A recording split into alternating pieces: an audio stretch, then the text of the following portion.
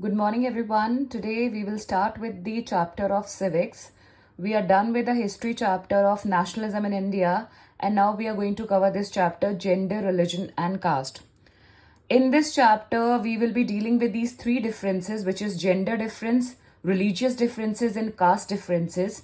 And we will be particularly studying about these three differences in reference to context two in politics. How these three aspects are expressed in politics, what is their reference, how they are dealt at the level of politics, and when these three social differences are expressed at the political level, is it healthy for the democracy or is it otherwise, or it is having the drawbacks of it? Okay, so now we are going to start with the first aspect, which is gender and politics. By saying gender here, what I mean is that we will be talking about the gender differences that are seen in our society. Okay, usually what is a kind of a gender division? This is a form of a hierarchical social division. Hierarchical means order of rank. When you place somebody at a higher level and the other at the lower level. So male counterpart are usually at the higher level and women are considered to be the inferior counterpart. So this kind of a hierarchical social division is seen in the gender division, and it is actually everywhere. But this expression of gender division is rarely seen at the political level. At political level, we hardly discuss the problems related to gender division in the country.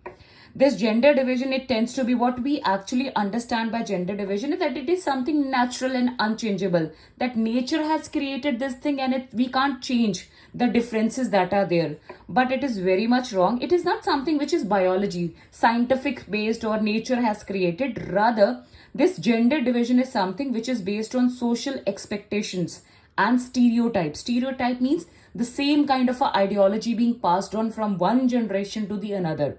So remember, it is not biology. It is not related to some scientific thing. It is something which society's expectations. These are the expectations from the male part. This is the expectation from the female part. This is what has created gender division in society. There is one word, sexual division of labor, given in your glossary. It is really very important for you 1 mark question. What is sexual division of labor? Means a system in which we have decided the work, that whatever the work is there inside the house, it will be managed by the women.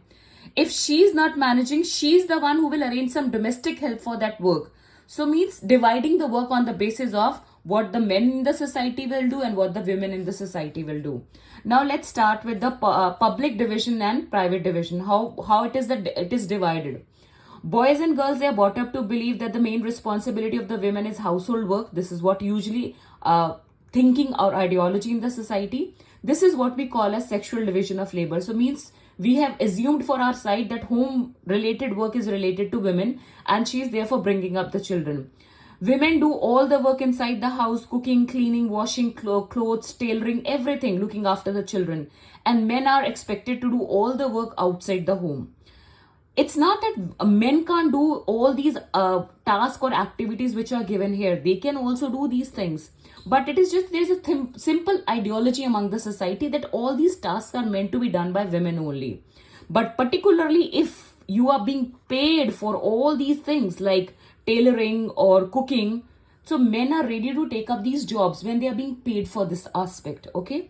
Similarly, we can't say that all the women, they are limited to the 4 confined walls of the house. Women are also going outside their homes. They are working in villages. Women are going out fetching water, collecting the fuel, and they are working in the agricultural fields also. In urban areas, poor women are working as domestic helpers. And middle class women, they are working in offices. So what is the conclusion is that the majority of women, they are doing some sort of paid work in addition to domestic labor also. But by then what happens is their work is not valued and they do not get recognition. The result of this division of labor is that although women, they are half of the humanity in the world, their role in public life is minimal. Very less participation in public activities. Earlier only men, if you remember when we did the chapter French Revolution, we also saw that when the voting rights started, they were given to men only. So earlier only men, they were used to participate in public affairs, voting, contesting for public offices. Gradually, when this gender division issue was raised at the political level, Women, they started their organizations, they started agitating, revolting, demanding for equal rights.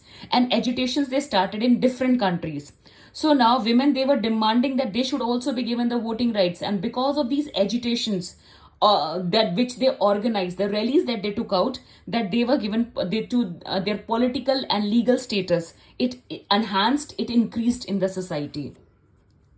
Now women are, they are radical women movements are there, means such movements have started in the country which are demanding immediate change in this gender division ideology of society. They want equality in personal as well as family life. These movements which want radical changes, such movements are called the feminist movement.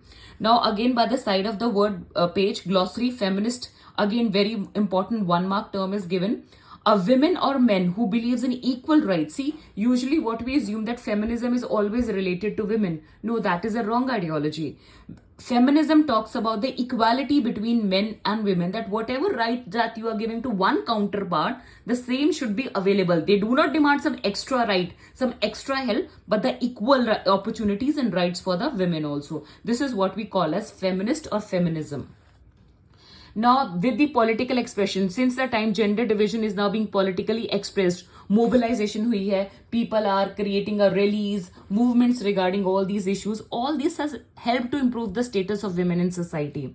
Women are now working as scientists, doctors, engineers, lawyers, managers, college, university teachers.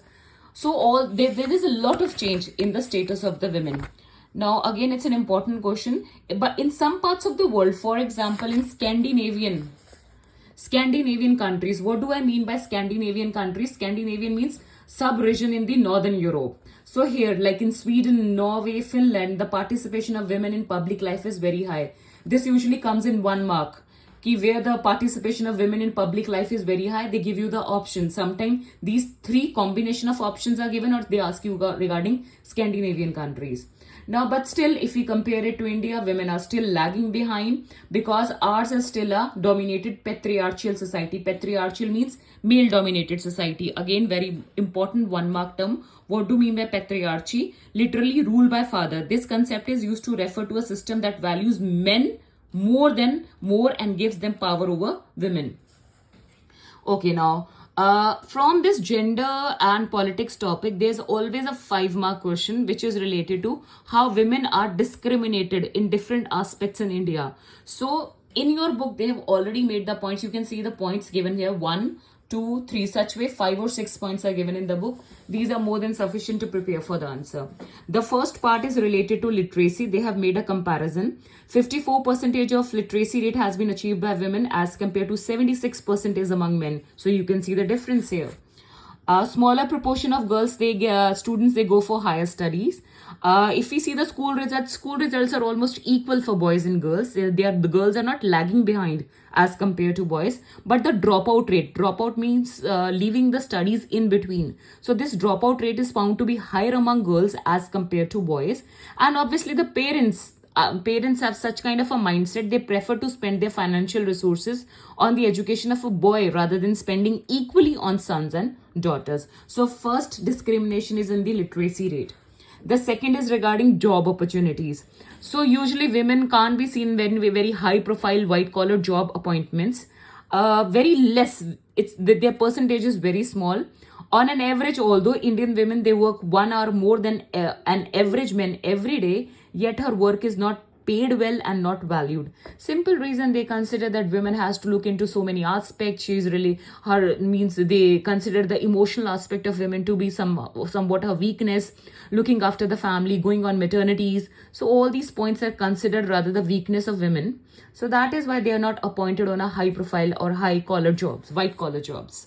Second point means lack of job opportunities. Third point is regarding Equal Remuneration Act. Equal Remuneration Act is getting paid, means whatever work you are doing. What Equal Remuneration Act 1976 states, this comes in 1 mark question. They ask you what was the year of formation of Equal Remuneration Act. It says that equal wage should be given for equal work. Do not discriminate in terms of wages while giving the wage to men or women. But this happens usually. Almost you can see all the areas of work in India itself, whether it's a sports, it's a cinema, factories, fields, everywhere. Although men and women are doing equal job, but women are being paid less as compared to men counterpart. This is third point, Equal Remuneration Act. Although we have this law in the country, but still they are not being paid equal. Next is regarding the female feticide, sex selective abortions. Because in India, the parents, they prefer to have son. So there are girl childs are usually aborted before they are born. Sex selective abortions are there. Then child sex ratio, because of these abortions and female feticide, there's a disturbance in the child sex ratio. What is child sex ratio? It means number of girl children per 1,000 boys. So merely in the country to merely 919 reference they have given. See, this map is given which shows the average. The colors accordingly are given where the average is 800 to 849 per 1,000 boys, 850 to 899 per 1,000 boys. So this is how they have done the data. So in some states it's 919 per 1,000 boys, and in somewhere it has really fallen to 850 per 1,000 or 800 per 1,000 boys, which is very low. So still there are many cases of harassment, exploitation, violence. In urban areas also, women are not safe, and they are not safe even within their homes also. Domestic violence is a very big problem with women. So we are done with how many points? We are done with 1 point, 2 point, 3 point, 4 point. And now fifth point that you can make is this one, women's political representation. What is a participation of women at the political front. All this is well known, yet issues related to women's well-being or otherwise are not given adequate attention. Everybody knows about these problems, this discrimination against women, but hardly anybody is there to put attention to these problems. This has led to many feminists, and because of this, there are many feminist movement, women-related movement. And now women movement, they came to one conclusion, that there's only one way to improve the status of women in society, and that is if they have some control of power, means coming into the politics. Okay, now what is the proportion here in India? In India, the proportion of women in legislature has been very low. For example, the percentage of elected women members, Lok Sabha, means at the national level, what is the presentation? In your new books, the latest data is 14.36% is the representation of women in Lok Sabha, which is actually very less. And if we compare, this is at the national level representation. What is their representation at state level? At state level, there is only 5%. So India is among the bottom group of nations in the world. This is one bar graph given here. You need to prepare it for your picture-based question also. So India, see, you can see it at the bottommost level. This bar graph is showing women in national parliament in different regions of the world. We are lagging behind as compared to Arab states, Pacific, Europe. So we are lagging behind bottommost state. India is there. Okay. In the government, cabinets are largely male dominated. Even if you elect a woman as a president, prime minister of the country, and when she will elect her cabinet of ministers, that will be surely male dominated cabinet of ministers. One way to solve this problem. Now, what is the solution to this problem? How to increase the representation of women at the political front? Like what we have done in Panchayati Raj system, we have studied this point in the chapter Federalism. 1/3 of seats has been reserved for women in the local bodies. So this has actually contributing that because of this single reservation, more than 10 lakh women are representatives in rural and urban local bodies. ऐसा ही same चीज being demanded by different women organization and activists at the local level. They want to add in Lok Sabha as well as in state assembly. They say we need 1/3 of seats, but still this bill is pending with the proposal there, and this bill is pending for more than a decade, means more than 10 years this bill is pending, and there is no consensus, no majority is being shown to give this 1/3 representation to women. So this is how gender division is an example that some form of social division needs to be expressed in politics. If we are not going to highlight these problems, what we have discussed at the political level, we will never be able to find any solution to them, and these will keep on being the part of the circle of the society. So now this is the first topic, gender and politics. This we will do in our next lecture. So question related to this 5-mark question, how women are discriminated at in India in different aspects. I will send you this question to you, and you are please requested to complete that question in your notebook side by side. Okay, thank you for today.